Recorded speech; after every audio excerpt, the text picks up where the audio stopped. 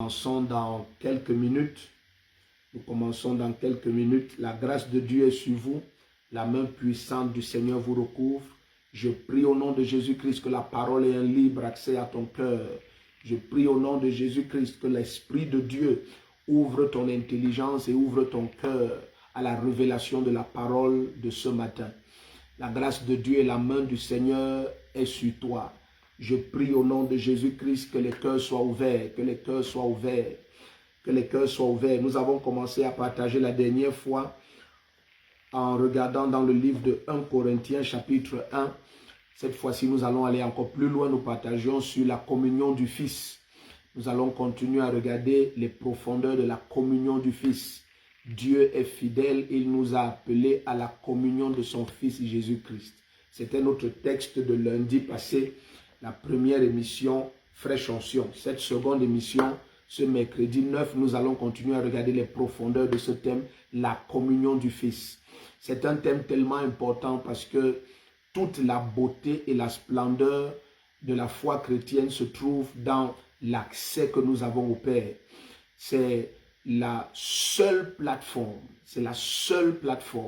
où sur toute la terre, on puisse écouter le Dieu souverain appelant des hommes sur la terre ses enfants et communiant avec eux. Il n'y a aucune religion qui parle des enfants des hommes comme étant des fils de Dieu. Il n'y a aucune religion qui parle de Dieu habitant au milieu de nous et nous donnant sa nature. Il n'y a aucune religion qui parle de la justification comme il est fait dans la parole du Seigneur. Donc il n'y a réellement, même pour ceux qui se donnent la peine d'étudier les religions, il n'y a réellement de salut qu'en Jésus-Christ. Il n'y a réellement de rédemption qu'en Jésus-Christ. Il n'y a réellement de possibilité d'avoir une vie nouvelle qu'en Jésus-Christ. Et Jésus dit, venez à moi, vous tous qui êtes fatigués et chargés. Sachant que l'humanité ployant sous la désobéissance d'Adam avait laissé les accès à la mort, ça veut dire à la décomposition, à la corruption, à l'oppression. Jésus-Christ connaît comme étant le Créateur l'état de décrépitude dans laquelle la création se trouverait des milliers d'années après la chute d'Adam. Alors Jésus dit dans Matthieu 11, 28 et 29, « Venez à moi, vous tous qui êtes fatigués, chargés, je vous donnerai du repos. » Il dit, « Prenez sur vous mon joug et recevez mes instructions, car je suis doux et humble de cœur et vous trouverez le repos pour vos âmes. » Le repos pour l'âme ne se trouve qu'en Jésus-Christ. Et le repos pour l'âme, ce n'est pas après que le corps soit décédé. Parce que très souvent on dit que son âme repose en paix. Non, tu peux expérimenter le repos de l'âme pendant que tu marches sur cette terre et ça ne se trouve qu'en Jésus-Christ. Et le secret, il dit, prenez sur vous mon joug et recevez mes instructions. Donc c'est ce que nous passons le temps à faire depuis lundi, partager avec toi les profondeurs de la communion du Fils. La première chose, Jésus dit, prenez sur vous mon joug. Et la seconde chose, recevez mes instructions. Alors nous allons continuer à avancer dans ce sujet. Je te prie de connecter le maximum. Ceux qui sont en train de dormir à côté de toi, réveille-les. Dis-leur que c'est déjà le moment. C'est fraîche onction de 5h à 5h30 heure du Cameroun. Où que tu nous visionnes, tu es la bienvenue. Continue à partager, continue à aimer. Bien-aimé, appuie sur le bouton j'aime et j'adore non-stop. Continue à envoyer les cœurs, continue à envoyer les cœurs, continue à envoyer les cœurs au maximum. Envoie les cœurs au maximum.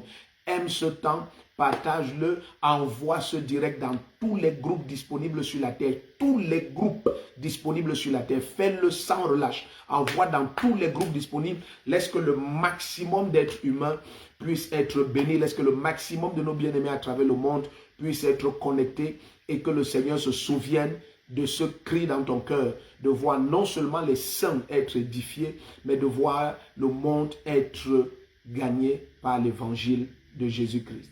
Tu es la bienvenue ce matin, nous allons continuer à avancer. Nous allons dans le livre de Nombres chapitre 9.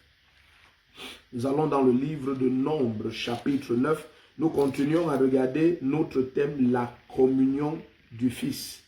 Nous avons pour thème depuis le premier jour, lundi passé, pris dans 1 Corinthiens chapitre 1 au verset 9, lorsque l'apôtre Paul écrit par l'Esprit de Dieu Dieu est fidèle, lui qui nous a appelés à la communion de son Fils Jésus-Christ notre Seigneur. Donc nous sommes appelés à avoir avec Dieu la même communion que Jésus-Christ a eu avec lui. La même communion, les mêmes accès, la même intimité avec Dieu. J'aime ce mot. La même intimité avec Dieu, la même intimité, les mêmes accès avec Dieu, les mêmes accès et la même intimité que Jésus-Christ sur terre a eu avec le Père. Nous sommes appelés à la même communion. Et nous continuons à regarder ce thème glorieux et hautement important. À mon sens, c'est le thème le plus important qu'il y a dans la foi chrétienne, c'est l'intimité avec Dieu. Parce que toute la joie de la foi en Jésus-Christ se trouve dans l'intimité avec Dieu. Toute la force de la foi en Jésus-Christ se trouve dans l'intimité avec Dieu.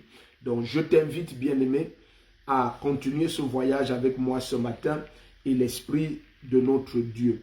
Nous sommes dans Nombre chapitre 9. Nous allons lire du verset 15 au verset 23.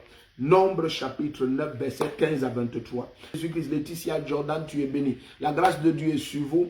Nous sommes dans Nombre chapitre 9, verset 15 à 23.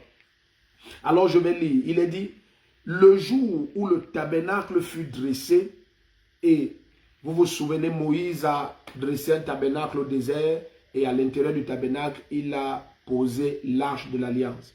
Alors, et le tabernacle était dressé selon une composition de draps et d'étoffes bien précises.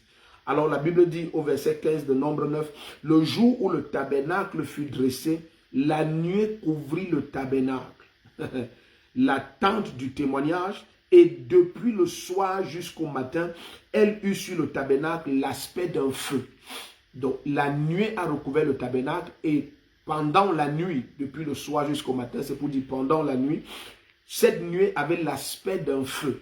La Bible dit, il en fut continuellement ainsi, la nuée le couvrait et de nuit, elle avait l'aspect d'un feu. Nous sommes dans Nombre 9 à partir du verset 15. J'ai déjà lu jusqu'au verset 16, allons au verset 17. Quand la nuée s'élevait de dessus la tente, les Israélites partaient. Et dans le lieu où demeurait la nuée, les Israélites campaient. Donc tu commences à comprendre que Israël se mouvait selon la présence du Seigneur. Israël ne se permettait pas d'aller, sinon parce que la présence de Dieu se déplaçait, et il ne demeurait que lorsque la présence de Dieu aussi en un lieu demeurait. Verset 18, les Israélites partaient sur l'ordre de l'Éternel et campaient sur l'ordre de l'Éternel. Ils campaient aussi longtemps que la nuée demeurait sur le tabernacle. Quand la nuée, et c'est important ce que je suis en train de dire, ce que je suis en train de lire est très important. La Bible dit au verset 18, les Israélites partaient sur l'ordre de l'Éternel et campaient sur l'ordre de l'Éternel. Ils campaient aussi longtemps que la nuée demeurait sur le tabernacle. Donc la nuée et le tabernacle n'étaient pas un. La nuée demeurait sur le tabernacle et la nuée pouvait se déplacer. Et quand la nuée se déplaçait, ils portaient le tabernacle. La tribu de Lévi, selon la maison d'Aaron, portait le tabernacle et ils se mettaient à suivre la nuée. Donc très souvent, nous suivons les Écritures sans l'Esprit. S'il vous plaît, soyez attentifs. C'est ça la force de la communion avec Dieu. C'est qu'il y a le tabernacle et il y a la nuée. Voilà pourquoi la parole du Seigneur va nous dire que les Écritures tuent. On va voir ça dans le livre de 2 Corinthiens tout à l'heure. La lettre tue. La lettre, c'est l'esprit qui vivifie. Donc maintenant, si tu ne connais pas communier avec le Saint-Esprit, mais tu as une communion intellectuelle avec la lettre, alors tu vas découvrir que tu auras une foi chrétienne qui passe le temps à juger, à condamner, à critiquer, à mépriser. Pourquoi? Parce que tu as le tabernacle, mais tu n'as pas la nuée. Tu as la lettre, mais tu n'as pas l'esprit. S'il vous plaît, suivez-moi. Je reprends un peu au bénéfice de ceux qui sont en train de nous rejoindre et ils sont très nombreux. Je bénis Dieu de vous savoir autant nombreux et je bénis Dieu pour tous ceux qui sont en train de partager les cœurs, partager le direct. Bien-aimé, continuez à mettre des cœurs sur ce direct. Ne te permets même pas de souffler un peu. Continue à mettre des cœurs, à mettre des cœurs. Parce que parfois, je me dis, ces 30 minutes sont tellement courts, il y a tellement de choses à dire. Mais bien aimé, je connais aussi ton emploi de temps. On va croire Dieu, on va respecter les 30 minutes. Donc, partage au maximum. On a très peu de temps pour atteindre le million de personnes. Partage dans tous les groupes. Like, mets les cœurs non-stop. Aime ce direct au maximum et laisse que toute la terre soit connectée. Je te supplie, envoie dans tous tes contacts, dans tous les groupes. quel que soit le groupe, envoie ce direct. Laisse que la terre entière soit connectée et reçoive la connaissance du salut par Jésus-Christ. Donc je reprends dans Nombre chapitre 9 à partir du verset 15. Suis-moi très bien. Le jour où le tabernacle fut dressé, la nuée couvrit le tabernacle, la tente du témoignage, et depuis le soir jusqu'au matin, elle eut sur le tabernacle l'aspect d'un feu. Il en fut continuellement ainsi. La nuée le couvrait, et de nuit, elle avait l'aspect d'un feu. Verset 17. Quand la nuée s'élevait de dessus la tente, les Israélites partaient, et dans le lieu où demeurait la nuée, les Israélites campaient. Verset 18. Les Israélites partaient sur l'ordre de l'Éternel et campaient sur l'ordre de l'Éternel. Ils campaient aussi longtemps que la nuée demeurait sur le tabernacle. Donc, j'attire ton attention sur le fait qu'ils campaient aussi longtemps que la nuée demeurait sur le tabernacle. Ça veut dire que la nuée et le tabernacle n'étaient pas un. La lettre et l'esprit, c'est deux. Donc, le grand souci que nous avons, c'est comme lorsque nous lisons dans le livre de Galates, il est dit que le fils de la chair qui est Ismaël et le fils de l'esprit qui est Isaac, les deux s'affrontent toujours. Parce que très souvent, nous n'avons que la lettre, mais nous n'avons pas l'esprit. Et lorsque la lettre est sans la nuée, lorsque le tabernacle est sans la nuée, Israël va suivre la nuée. Donc Israël portait le tabernacle pour aller là où se trouvait la nuée. Donc il ne se glorifiait pas d'avoir le tabernacle, il se glorifiait d'avoir la présence, il se glorifiait d'avoir la nuée, il se glorifiait de connaître la présence de Dieu. Malgré qu'ils avaient le tabernacle, malgré qu'ils avaient la lettre, ils savaient que cette lettre ne devient vie que par l'esprit. Verset 19. Quand la nuée restait longtemps sur le tabernacle, les Israélites observaient le commandement de l'Éternel et ne partaient pas. S'il arrivait que la nuée soit peu de jours sur le tabernacle, ils campaient sur l'ordre de l'Éternel et partaient sur l'ordre de l'Éternel. S'il arrivait que la nuée y soit du soir au matin et que la nuée s'élève le matin, ils partaient. Si la nuée s'élevait après un jour et une nuit, ils partaient. Si la nuée s'arrêtait sur le tabernacle 2 jours ou 1 mois ou une année, les Israélites campaient et ne partaient pas. Et quand elle s'élevait, ils partaient. Ils campaient, verset 23, ils campaient sur l'ordre de l'Éternel et ils partaient sur l'ordre de l'Éternel. Ils observaient le commandement de l'Éternel selon l'ordre que l'Éternel donnait à Moïse. Donc maintenant, suis-moi. La Bible nous dit que le tabernacle était dressé, mais dès qu'on a fini de dresser le tabernacle, la nuée est venue se poser dessus et tout au long de la nuée avait l'aspect du feu. Mais si la nuée restait sur le tabernacle en un lieu, pendant un jour, une semaine, un mois, une année ou des années, Israël campait là aussi longtemps que la nuée était sur le tabernacle. Et dès que la nuée se déplaçait, Israël se déplaçait. Je prie au nom de Jésus-Christ que ce petit temps que nous avons les lundis, mercredis et vendredis, que ce petit temps suscite en toi une passion, une quête et te donne toutes les clés pour l'accès à une communion et une intimité très profonde avec le Saint-Esprit. Une intimité excellemment profonde. Bien-aimé, tu ne peux pas imaginer les bénéfices de l'intimité avec Dieu. La parole du Seigneur va nous dire, par exemple dans le psaume 25, que les secrets de l'Éternel sont pour ceux qui le craignent. L'Éternel a des secrets. Notre Dieu est infiniment grand. Notre Dieu est tellement grand que même s'il nous accordait la grâce de vivre 1000 ans de communion avec lui sur cette terre, nous n'aurions jamais commencé à le connaître. Bien-aimé, notre Dieu est infiniment grand. Je prie au nom puissant de Jésus-Christ, toi qui es en train de me visionner, que la grâce de Dieu et la main du Seigneur viennent de façon fraîche sur ta vie. Qu'il y ait une grâce qui ouvre et dispose ton cœur aux accès de la révélation de la parole pendant ce temps. Que ton cœur soit disposé, que ton cœur, que tes pensées soient disposées, que tout ce qui obstrue les accès de la lumière de la parole, selon qu'il est écrit, que Seigneur, auprès de toi se trouvent les sources de la vie, et par ta lumière, nous voyons la lumière. Que pendant que la lumière de la parole est partagée, tous les domaines de ta vie où il y avait des questionnements et la confusion, que ces domaines reçoivent la lumière. Car par la lumière du Seigneur, nous voyons la lumière. Et la parole du Seigneur nous dit aussi, la révélation de la parole, elle est claire et elle donne l'intelligence aux humbles. Je prie au nom de Jésus-Christ que la révélation de cette parole, qu'elle t'éclaire et qu'elle te donne l'intelligence dans tous les domaines de ta vie en cette glorieuse journée du mercredi 9 juin. Qu'il y ait un accès extraordinaire à la connaissance, un accès extraordinaire à la révélation. Partout où tu paraissais être coincé, que la lumière jaillisse, que la lumière paraisse. Partout où ton âme était troublée, que le repos, la paix, la quiétude te soit accordée en cette journée au nom puissant de Jésus-Christ. Donc nous avons commencé à partager au rappel de ceux qui nous rejoignent dans Nombre 9, versets 15 à 23. Et nous voyions déjà comment la nuée se déplaçant de dessus le tabernacle, Israël portait le tabernacle et suivait la nuée. Et j'ai commencé par te dire que ça, c'est une grande révélation. Parce que ce qui se passe dans l'église et qui crée des frustrations, c'est lorsque des gens ont la lettre, mais ils n'ont pas l'esprit. Jésus leur a dit dans Matthieu 19, vous vous égarez parce que vous ne comprenez ni la puissance, ni les Écritures, ni la puissance de Dieu. Donc très souvent c'est ça, c'est qu'on ne comprend pas qu'il y a la lettre, mais il y a l'esprit. Il y a la lettre, il y a l'esprit. Il y a les Écritures, il y a la puissance de Dieu.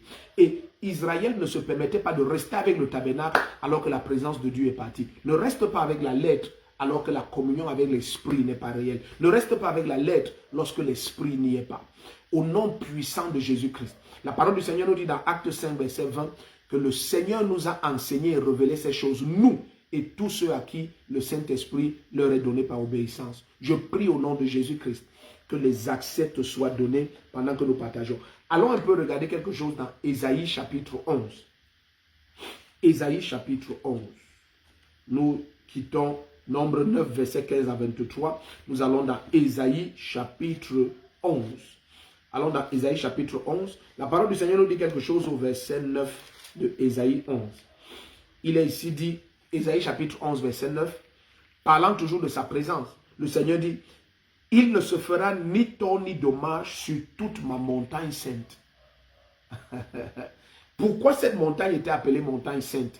La seule raison pour laquelle Horeb était présenté comme la sainte montagne, c'était à cause du fait que dans le livre d'Exode 19, la gloire et la présence de Dieu s'étaient manifestées à Moïse sur cette montagne. Vous vous souvenez lorsque l'Éternel a dit à Moïse, ne permet à personne de s'approcher de cette montagne, même pas à un animal. Et puis Israël était tout tremblant et ils ont dit, waouh, si c'est ainsi, toi va vers l'Éternel et rapporte-nous ce qu'il va dire, on va obéir. Et l'Éternel a dit que si mon peuple pouvait toujours me craindre ainsi. Donc cette montagne a été appelée Sainte Montagne, pas parce que la montagne n'a pas péché, non. Non, c'est à cause de la présence de Dieu. Ça veut dire que la sainteté vient de la présence de Dieu. En réalité, tu ne peux pas être saint par tes efforts. Tu ne peux pas vivre loin de l'iniquité qui domine dans ce monde par tes forces. C'est de l'intimité de la communion avec le Seigneur. C'est de l'intimité de la communion avec le Seigneur. Je répète, c'est de l'intimité de la communion avec le Seigneur que ton âme, ton esprit, jusqu'à ton corps reçoit la force pour tenir face à toute forme de séduction et d'oppression, de péché dans cette création. Suis-moi très bien, suis-moi très bien. Le bénéfice de passer du temps dans la présence du Seigneur, du temps en prière, rien que pour ouvrir son âme et ouvrir son cœur à Dieu. Bien-aimé, cette invitation à l'intimité, elle est initiée par nous. Le Seigneur nous attire à lui par son esprit. Mais lorsque nous sommes attirés à lui par son esprit, c'est nous qui lui ouvrons nos cœurs en demande d'intimité. Voilà pourquoi c'est très important cette émission. C'est très important ce temps que nous passons. Pour que tu voies quelles sont les perles cachées dans le mystère de l'intimité avec le Seigneur. Et que l'intimité avec le Seigneur prenne à tes yeux toute la valeur qu'elle doit avoir. Parce que parfois nous ne connaissons pas la valeur d'un champ. Parce que nous ne connaissons pas la valeur des perles qui s'y trouvent. Tu peux ne pas donner de l'importance à la communion avec Dieu parce qu'on ne t'a jamais enseigné et révélé la profondeur des richesses qui se trouvent dans l'intimité avec Dieu. Écoute bien-aimé, pendant ces quelques minutes, je te supplie d'être attentif, je te supplie d'inviter le maximum à être connecté. Nous sommes dans le livre d'Ésaïe maintenant, chapitre 11, verset 9. Il dit, il ne se fera ni tort ni dommage sur toute ma montagne sainte. Ici, il parle du lieu de la communion, le lieu de la manifestation de sa présence. Il dit, en ce lieu, il n'y aura ni tort ni dommage. Donc, c'est possible de vivre une vie sans tort ni dommage à cause de la communion, à cause du lieu spirituel où tu demeures en permanence. Il dit, il ne se fera ni tort ni dommage sur toute ma montagne, c'est car la connaissance de l'Éternel remplira la terre comme les eaux recouvrent le fond de la mer.